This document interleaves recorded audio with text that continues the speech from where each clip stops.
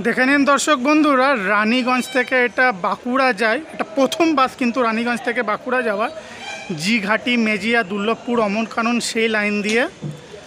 WB 33B 1552। বাসের নাম আছে রঘুনাথ আছে বাসের নাম। চলুন দর্শক বন্ধুরা ভেতরটা একটু দেখিয়ে দিই। ভেতরের বডি এটা 2x2-তে সিট। রানীগঞ্জে এসে বাস হল্ট করে দিয়েছে এবারে বাঁকুড়ার থেকে এসে। বাসের ভেতরে 2x2 সিট, আর এটা বাসের ভেতরের কেবিন ঘর। আর আপনি হলেন ড্রাইভার বাবু, তাই তো? নামটা আপনার? অসীম ভুই। আচ্ছা, এটা মানে রানীগঞ্জ থেকে বাঁকুড়া যাওয়ার ফার্স্ট বাস।